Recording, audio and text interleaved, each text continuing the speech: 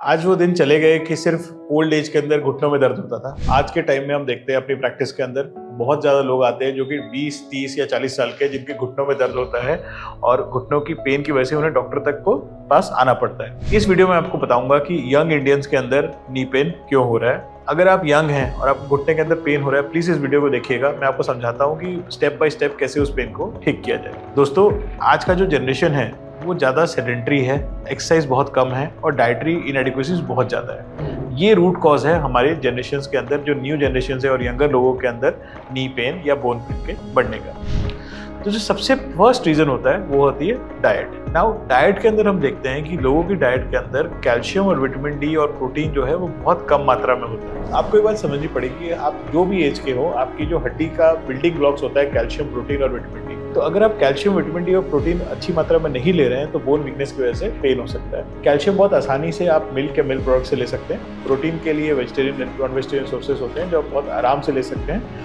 और vitamin D का best source होता है सनलाइट, जो आप 15-20 मिनट भी दिन में बैठे तो इनफ होता है। तो सेकंड मोस्ट इंपॉर्टेंट रीजन होता है वो होता है लाइफस्टाइल। ज़्यादा से ज़्यादा लोग आजकल सिटिंग जॉब्स और इंडोर जॉब्स करते हैं, 24 घंटे एसी के अंदर रहते हैं, कभी बाहर नहीं निकलते, किसी प्रकार की कोई एक्सरसाइज नहीं करते। इससे क्या होता है कि धीरे धीरे हमारा जो मसल का टोन, मसल का पावर कम होने लग जाता है और मैकेनिकल पेन्स नी के अंदर बढ़ना स्टार्ट हो जाता है। उसके साथ में जो सेडेंट्री लाइफस्टाइल है वो आपके जो मसल्स की एक्सरसाइज या जो मूवमेंट है उसको भी कंस्ट्रेन करके रखती है। तो जब मसल को उतनी एक्सरसाइज ही नहीं मिलती जितनी उसको दरकार है तो आपको पेन वगैरह होना बहुत कॉमन हो जाता है। बहुत बार हमारे पास यंग पेशेंट्स आते हैं जिनको बॉडी के अंदर हर जगह पेन हो रही होती है। इस बीमारी को फाइब्रोमाइल्जिया कहा जाता है, जिसका कोई ऐसे स्पेसिफिक कॉज नहीं होता। उसका one of the main causes is sedentary lifestyle. तो प्लीज अगर आप सेडेंट्री लाइफस्टाइल वाली जॉब करते हैं तो आदत डाल लीजिए 20 to 30 मिनट्स वॉक करने की या 20 to 30 मिनट्स एक्सरसाइज करने की एवरी डे। जितना मूवमेंट करेंगे उतनी बॉडी आपकी हेल्थी रहेगी। थर्ड रीजन होता है ओवरवेट या ओबेसिटी। दोस्तों, ओबेसिटी का डायरेक्ट रिलेशन होता है नी पेन के साथ। जो भी इंसान जितना ओबेस होता है उतना ज्यादा प्रेशर ऑब्वियसली उसकी नी के ऊपर पड़ता है। तो जब ओवरवेट इंसान वेट लॉस कर दे तो नी पेन अपने आप चला जाता है। तो अगर आप ओवरवेट हैं और आपको नी पेन हो रहा है तो सबसे पहले तो अवॉइड करिए वो चीजें जो नी पेन को बढ़ाती है, जैसे नीचे बैठना, पालथी मार के बैठना, ये सब अवॉइड करिए।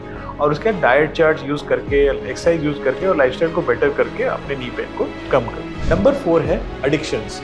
हमारी सोसाइटी के अंदर एडिक्शंस बहुत मात्रा में बढ़ रही हैं। टबैको एडिक्शन, अल्कोहल एडिक्शन और भी बहुत तरह के एडिक्शंस हैं जिसके बारे में आप सब जानते हैं, जो कि बहुत हार्मफुल होती है हमारी बॉडी को।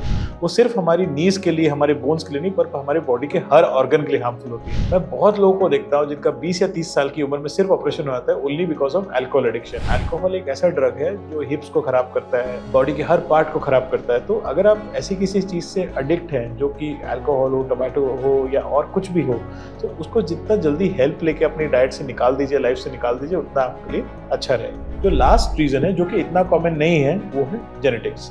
बहुत बारी हमें ऐसी बीमारियां होती हैं जो कि बोन्स को डायरेक्ट अफेक्ट करती हैं, जैसे कि बहुत तरह की आर्थराइटिस होती है, बहुत तरह की और डिजीज होती हैं जो डायरेक्टली बोन्स को इन्वॉल्व करती हैं। तो अगर आपकी फैमिली में किसी को आर्थराइटिस की हिस्ट्री है तो अपना ज़्यादा ध्यान रखिए, अपनी बोन्स की स्ट्रेंथनिंग का ज़्यादा ध्यान करिए और रेगुलर चेकअप कराते रहिए। 1-2 रेगुलर चेकअप्स के अंदर आप जान पाएंगे कि आपकी बोन की कंडीशन कैसी है और आपकी आर्थराइटिस कंडीशन कैसी है। ये सब बहुत सिंपल मेडिकेशन से क्योर हो जाता है। इससे पहले कि हम बहुत लेट कर दें, उससे पहले अर्ली स्टेजेस से रोक देना चाहिए। मैं आशा करता हूँ कि इस वीडियो को देख के आपको समझ में आया होगा कि most of the knee pain in young people are preventable. अगर आप थोड़ा सा लाइफस्टाइल चेंज कर लें, जिंदगी में सुधार करें, एक्सरसाइज करें, एडिक्शन से दूर रहें, तो आप स्वस्थ रहेंगे। अगर आपको भी नी पेन है और आपको मेरे से कुछ सवाल पूछने हैं तो आप नीचे प्लीज कमेंट सेक्शन में लिखिए। I will try my best to help you. Thank you.